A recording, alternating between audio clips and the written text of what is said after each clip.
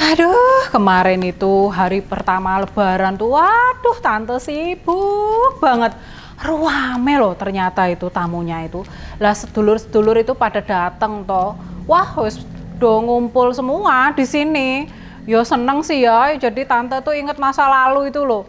Ono lek Tugimin, lek Gino, wis pokoknya iki dadi kelingan zaman cilikanku lah tante dulu dimong karo beliau-beliau itu lah ya sekarang itu aduh ketemu lagi mudik sudah lancar kayak gini wah jadi seneng wis pokoknya jadi tante itu masak itu 3 hari berturut-turut kalau di kampung sini lah pertama itu kan mesti yo rame toh mesti yo ludes toh maemnya lah terus yang hari ini kedua wis tadi pagi tante sudah bangun pagi-pagi masak lagi wah wis pokoknya iki semuanya itu serba sibuk kalau hari raya kayak gini.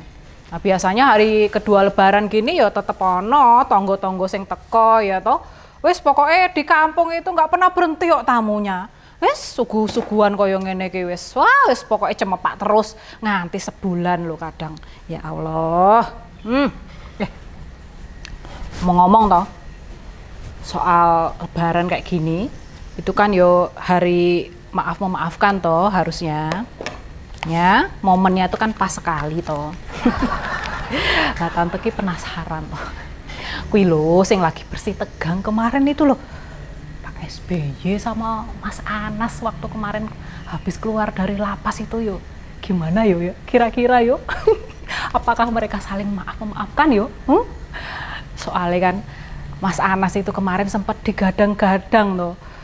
Disuruh untuk tuh minta maaf sama Pak SBY gara-garanya Mas Anas tuh Partai Demokrat tuh anjlok, jeblok dan turun pamornya. Tuh Andi Arief itu loh. Tante ini bukan gosip loh ya, fakta loh. Tante Rini mengucapkan Selamat Hari Raya Idul Fitri 1444 Hijriah 2023 Masehi. Minal aizin wal faizin, mohon maaf lahir dan batin. Jangan lupa tonton Tante Rini di YUT TV. YUT TV begini.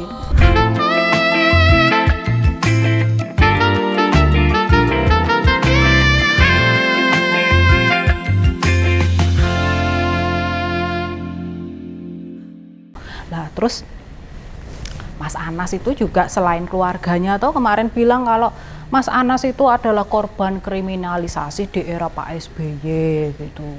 Nah, terus temennya Mas Anas itu Pak Gede Pasek itu juga ngomong kalau sebaiknya ya Pak SBY yang sowan ke Mas Anas minta maaf karena menurut dia itu ada beberapa juga kesalahan Pak SBY yang dilakukan semasa beliau berkuasa terhadap Mas Anas. Pak Gede Pasek ini nganti nyebutkan detail loh satu persatu kayak loh. Lah tante itu penasaran loh. Kalau lagi momennya lebaran kayak gini, apa ya mereka yuk saling memaafkan itu loh. Yo sebaiknya menurut tante ya momennya ini kan pas ya. Jadi ya sebaiknya ya dilupakan dulu lah ketegangan-ketegangan yang kemarin itu. Nah kalau dari rekannya Pak Anas itu, Pak Gede Pasek itu, beliau tuh juga memaparkan beberapa fakta detail yang menyebabkan Mas Anas itu kenapa bisa dijebloskan ke lapas. Nah beliau ini kan ya seorang politikus toh. Lah beliau ini memang merumuskan beberapa hal atau fakta-fakta yang memang tercatat dalam sejarah beliau bilang gitu. Lah contohnya itu kasus itu loh apa sprindik bocor KPK. Lah wong belum aja gelar perkara waktu itu Mas Anas itu sudah langsung dinyatakan bersalah. Nah itu yang pertama. Lah terus yang kedua itu Pak Gede Pasek itu bilang kalau pernah dalam suatu keputusan partai itu segala sesuatunya itu tidak diketahui sama ketua umum partai yang waktu itu tuh dijabat oleh Mas Anas. Nah, itu hal-hal yang membuat Pak Gede Pasek itu bilang kalau ya seharusnya ya Pak SBY yang minta maaf ke Mas Anas. Lah tante tuh jadi bingung kok malah kewolak-walik ngene gitu. Yang kubu sana nyuruh ini minta maaf ke situ, yang situ minta itu minta maaf ke sini, kan jadi bingung toh. Lah makanya ini kan momen yang pas banget, ini tuh lebaran, momen silaturahmi, saling memaaf-maafkan ya toh. Sudahlah, kalau tante ya boleh urun rembuk ya saran-saran dikit lah ya. Sudahlah, wis toh, lupakan dulu lah gontok-gontokan itu. Wis, lupakan dulu yang kemarin-kemarin itu. Gak usah saling gelut, adu otot kayak gitu. Wis kalau kayak gitu ya nanti yo bakal berkepanjangan. Lah momen sekarang itu justru momen yang terbaik untuk bisa saling memaafkan satu dengan yang lainnya. Syukur-syukur bisa saling membangun, bersama-sama membangun negara gitu. Wah itu jos banget kalau kayak gitu ya toh. Nah kemarin itu Mas Anas itu sempat bilang loh, ada pihak-pihak tertentu yang memang dengan dijebloskannya Mas Anas ke penjara itu merasa kalau karirnya Mas Anas di perpolitikan itu pasti mati total. Wis, pokoknya keluar itu wis ora iso apa-apa. Wis, pokoknya ngono. Lah tapi toh kemarin waktu Mas Anas itu bebas dari lapas lah, baru keluar berapa meter kan langsung pidato toh, menyampaikan pidatonya itu. Lah Mas Anas itu menyampaikan sindirannya atau satirnya kepada nggak tahu ya, yang tahu cuma Mas Anas.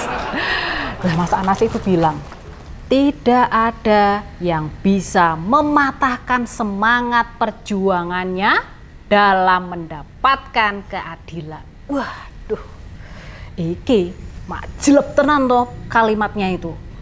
Lah kalau udah kayak gini, lah yang kemarin-kemarin itu bilang kalau apa ya, mesti Mas Anas ki keluar penjara tuh karir politiknya bakal mati ya toh, mati total ngono. Wah wis, yang mereka merasa dirinya aman itu yo nggak tahu toh nanti kira-kira gimana ya toh nasibnya.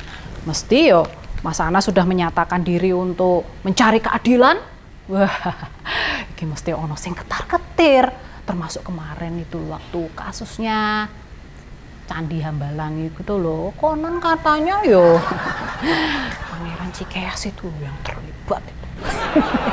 Kok salah tante lah. Terus pokoknya itu ikutin teruslah nanti kita perkembangannya seperti apa. Yang jelas Mas Anas menyampaikan bahwa semangat perjuangannya dalam mencari keadilan tidak pernah mati.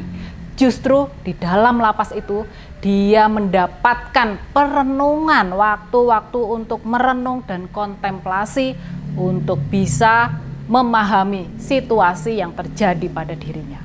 Wah, gitu ya. Dan dengan kejadian itu, Mas Anas sudah mengalami suatu perenungan ya, kontemplasi sehingga bisa memahami peristiwa yang terjadi pada dirinya itu. Nah, selama di dalam lapas itu akhirnya Mas Anas itu bisa memaafkan dirinya sendiri. Ya. Tapi bisa memaafkan yang itu gak ya? Mereka itu loh. Ya nggak tahu ya. Ya sudahlah kita lihat saja. Ya yang penting maknanya Lebaran itu ya harus saling memaafkan lah ya intinya. Cuman ya kita nggak tahu ya nanti siapa yang bakal memulai duluan ya toh. Nah kita tunggu saja nanti gimana kelanjutannya. Apakah bakal mulur-mulur lagi atau memang bakal berakhir dengan ya saling legowo satu sama lain. Nggak tahu ya. Ya nanti juga penasaran nih masalahnya. Sopo kuwi? Dodok-dodok lawang?